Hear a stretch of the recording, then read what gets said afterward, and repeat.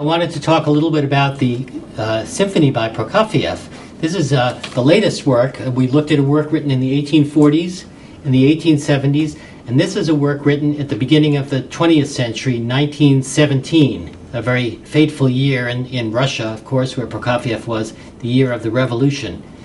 And Prokofiev had been a prize student at the St. Petersburg Conservatory, later Leningrad Conservatory. Top-flight pianist, top-flight composer, destined for a great career. And in this year, 1917, when the Russian Revolution broke out, he fled. Like many Russians, he left the country. He actually went over to Vladivostok and then Japan, and he ended up in San Francisco in the United States. And for almost 15 years, Prokofiev remained outside of what then became the Soviet Union and had a very promising career as a composer and pianist in Paris, in the United States. And then one of the most famous developments of the 20th century in music history, he decided to go back to the Soviet Union, where he remained for the rest of his life. Very unusual for somebody having left to go back, but he really wanted to be in Russia. He felt Russia was his homeland. He said he missed the language and the people. And so essentially, from being a cosmopolitan Western composer, he became a communist composer for the latter part of his life. But this is from an earlier period, just after he had graduated from the St. Petersburg Conservatory. And I want to read you just briefly something that he wrote about this piece. He says, I spent the summer of 1917 in the country near St. Petersburg all alone, reading Kant and working a great deal. I deliberately did not take my piano with me, for I wished to try composing without it. Until then I had always composed at the piano, but I noticed that the thematic material composed away from the piano was often better. I had been playing with the idea of writing a whole symphony without the piano. So that is how the project for a symphony in the style of Haydn came about. I had come to understand a great deal about Haydn's technique at the St. Peter's Conservatory. It seemed to me that if Haydn had lived to our day, he would have retained his own style while absorbing something new at the same time. This was the kind of symphony I wanted to write in the classical style. So, somewhat like Mendelssohn and Brahms, the idea of, but even more strictly, modeling something on the classical period, he says he's trying to write a piece that Haydn might have written had Haydn lived until 1917.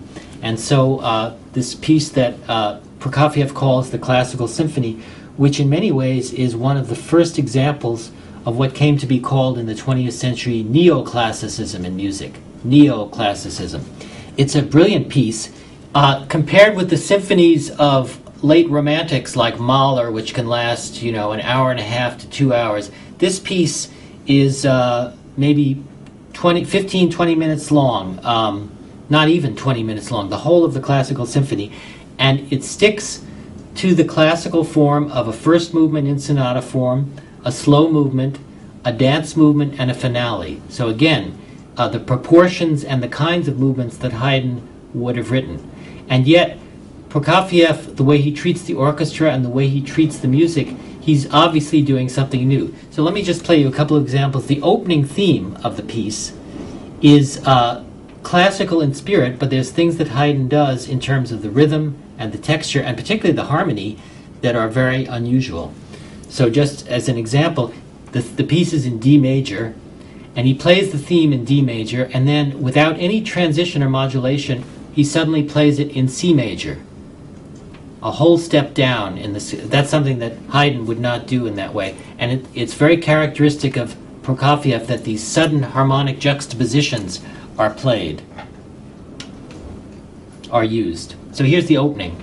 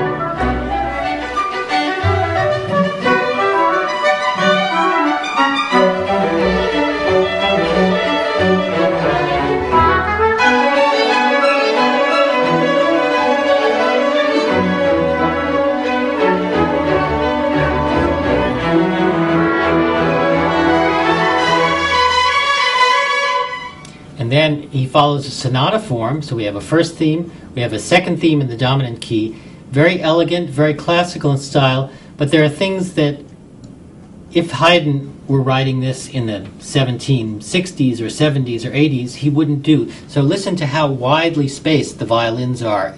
They leap from very high to very low.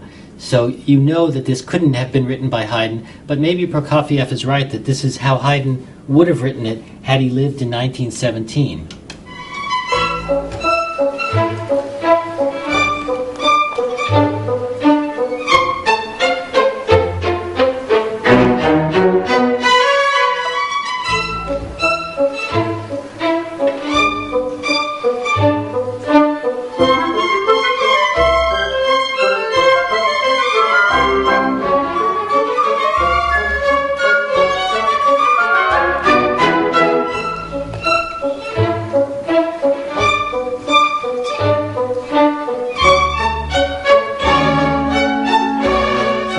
Very modern take on a classical style.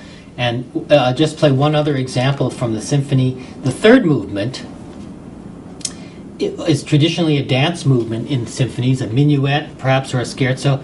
Well, Prokofiev becomes even more classical. He goes back to the Baroque and he writes a gavotte. A gavotte was a kind of Baroque dance used by Bach and other people that has a certain rhythmic feature. So for his third movement, very self-consciously, again in this neo-Baroque or neoclassical style, Prokofiev goes back in time. And yet you'd never mistake it for a gavotte by Bach.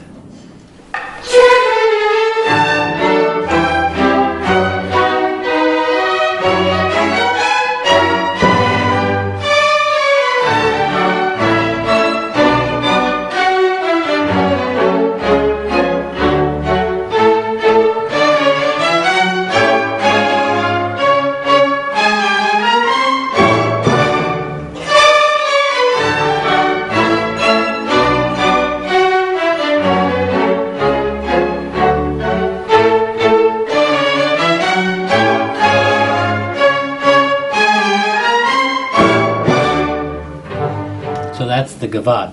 So this is a wonderful example. Prokofiev didn't continue to write in this style specifically, but there's a kind of clarity, there's a kind of wit, there's a kind of humor, and a complete mastery of this style, evoking Haydn, but with a modern harmony, a modern orchestration, a modern sense of polyphony. The very richness of the way he treats the orchestra, again, is not something that you would find in the 18th century, but again, his imaginative idea, just to read his quote again, "It seemed to me that if Haydn had lived in our day, he would have retained his style while absorbing something new. This was the kind of symphony I wanted to write. And when I saw that my idea was beginning to pan out, I called it the classical symphony. I called it that in the first place because it was simpler, and secondly, for fun, in the secret hope that it would turn out to be a classic." Well, it did turn out to be a classic. Prokofiev went on to write 5 other symphonies across his career, but this remains certainly one of his most popular. And again, if you compare it with Mahler or some other composers, Sibelius, it's completely apart from that kind of very serious, world-weary symphony that you find in, Sibelius and Mahler and Nielsen and some of the other composers. Prokofiev, and even Shostakovich to some extent, who is Prokofiev's contemporary. In this classical symphony, Prokofiev is trying to do something very new and very important for the 20th century, this neoclassical style of writing.